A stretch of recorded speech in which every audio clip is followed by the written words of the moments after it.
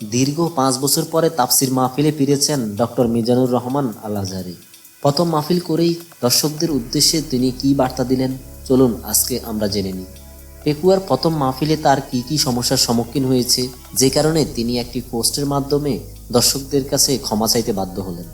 Azhari পেকুয়ার programme শেষ করে এসে দর্শকদের উদ্দেশ্যে তার ফেসবুক পোস্টে লেখেন, সুপ্রিয় বন্ধুরা, গতরাতে কক্সবাজারে পেকুয়ার প্রোগ্রামে লক্ষ জনতার ভিড় ঠেলে স্টেজে উঠতে প্রায় ঘণ্টাখানেক সময় লেগেছিল।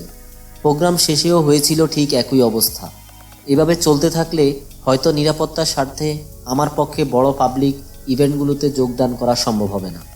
আমি কোরআনের একজন নগণ্য ছাত্র, আপনাদের দিনী ভাই। দয়া করে আমার প্রতি একটু ইহসান করুন। সর্বশেষ দেশে 2019-20 সালেও ক্রাউড সামলাতে গিয়ে একাধিকবার ইনজুরির শিকার হয়েছিলাম। এবারও এরকম দুর্ঘটনার আশঙ্কা করছি। দয়া করে স্টেজে যাওয়ার পথে কিংবা ফেরার পথে মুসাফা করার জন্য বা ছবি তোলার জন্য ভিড় করবেন না। আলোচনা চলাকালীন সময়ে স্টেজের দুই পাশে দাঁড়িয়ে ধাক্কাধাক্কি ও বিশৃঙ্খলা সৃষ্টি করবেন না। প্রতিটি প্রোগ্রামে মূল প্যান্ডেলের বাইরে আলাদা মাঠে একাধিক সুবিশাল এলইডি স্ক্রিন থাকবে। আমাকে সরাসরি দেখতে না পেলেও এলইডিতে দেখার সুযোগ থাকছে। আইনশৃঙ্খলা বাহিনীর সাথে অযথা ঝামেলা জড়াবেন না। সেফ এন্ট্রি এবং সেফ এক্সিট নিশ্চিতকরণে আয়োজকদের সকল দিক নির্দেশনা মেনে চলুন।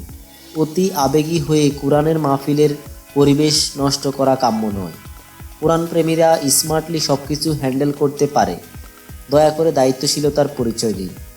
আপনাদের আন্তরিক সহযোগিতা ছাড়া এত বড় আয়োজনগুলো সফলভাবে সম্পন্ন করা অসম্ভব।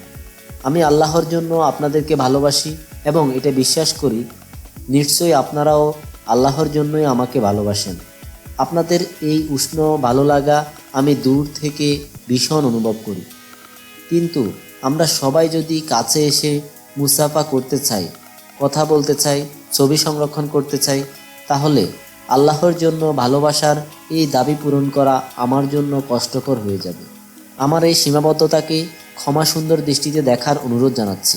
আগামী প্রোগ্রামগুলোতে আমরা অনেক বেশি সচেতন ও সুশৃঙ্খল থাকব, এই প্রত্যাশা রইল। সবাই ভালো থাকুন, সুস্থ থাকুন। শীঘ্রই আপনাদের সাথে দেখা হচ্ছে আপনাদের প্রাণের বিভাগে ইনশাআল্লাহ।